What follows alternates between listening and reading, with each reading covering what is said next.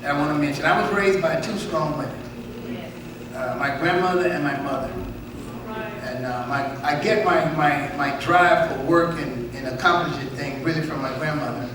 I think I get my delicate side from my mother, because she had a firmness about it, but she was more delicate with handling us. My grandmother was really hard, because during the time she came along, women had to be really hard in order to raise a family by themselves. So I get my drive from her, and my soft side is from my mother, but I was raised by two of the best women I believe God ever put on this planet. They taught me to be strong, they taught me how to be a man, and they taught me how to carry myself like a man. So I really thank God for that. My work ethic, they taught me, and everything else. And then along the journey, as I went along, and I met this wonderful woman here who I've come to understand is probably the best gift God has ever given me. Amen.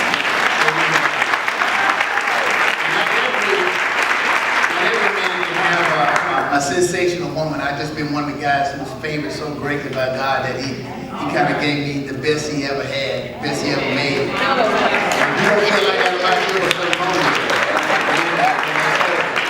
But and I just realized possibly in the last maybe 5 or 6 years how invaluable she has been to me in my life and the things that I've accomplished.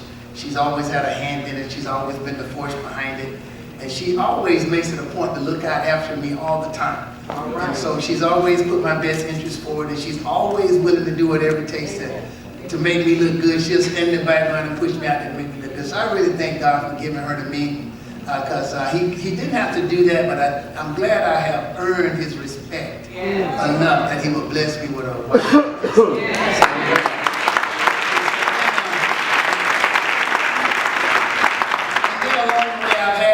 God put some very important people in my life, and I'm not going to try to mention names, but they were all a part of his plan for forging me and getting me ready for what I do. And I just since realized that I haven't really reached the pinnacle of what I'm going to be doing. Amen. You ain't seen nothing yet. Yeah. Woo! Bring it.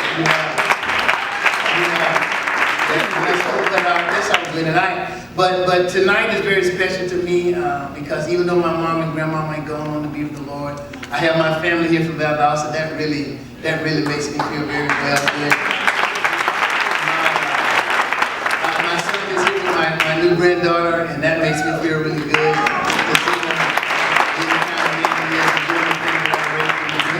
I look out to see all of you coming back to help share in this celebration that we are sharing in. And I want to thank you so very much, because you didn't have to do it, but I really appreciate the gestures of you coming out and traveling to so many miles to come and share in this anniversary. And I do really, and I just thank God that if our lives have been any kind of example for you, and that you have gleaned anything from them, to God be the glory for that, for the great things he has done.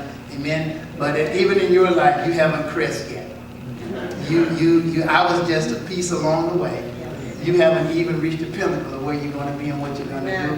If you would just open yourself up and fall on in, and let God do what he's going to do, you'll be very much surprised at what he's going to do. Amen. To the Word of Life Fellowship family, again, thank you so much for putting this on. I really appreciate the appreciation. And I learned recently, too, I'm really the kind of person, I'm really a finished product kind of person.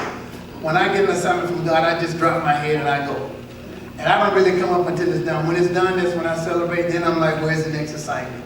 I don't really take time to do celebrations along the way and things like that. But I know that that's necessary. She has taught me I got to take time to let people do that. Because everybody's not like me. They don't just put their head down and forge in. But that's how we were raised. That's how Johnny and I was raised. We were raised in a time where you just had to apply yourself and get to it and do the things. But I'm learning. So God is still teaching me things. But I really appreciate the gesture. Thank you so much for laboring with us these past 20 years.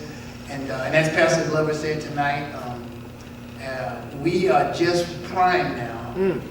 We have just gotten ourselves really ready for what God really wants to begin to do. Yeah, all the teaching and all the training is just positioning us and laying a foundation. Now it's time to start laying some blocks on top of that foundation.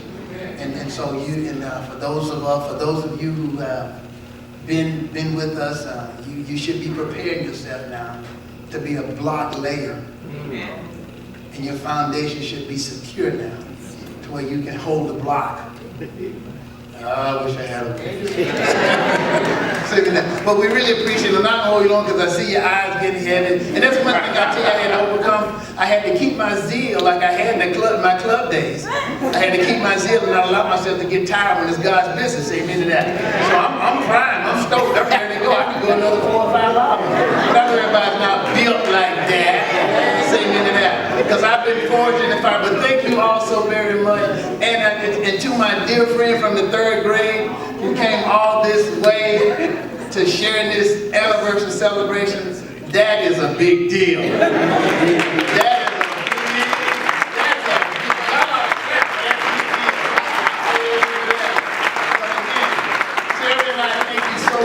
For your gesture of kindness and appreciation. It is rare received and it is humbly received on our behalf. We thank God for what He has done these past 20 years and we look forward to the next to come. So thank you so very much. Have a great evening and we'll hopefully, remember I got to teach class in the morning at 9:30. I'll be there, ready to go.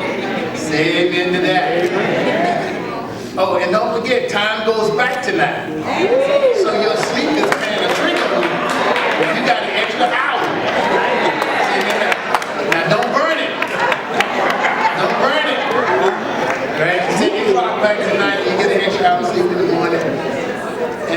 And to I guess some special people, to my goth buddies, Mr. Claude Hodge is here, right? He's still here.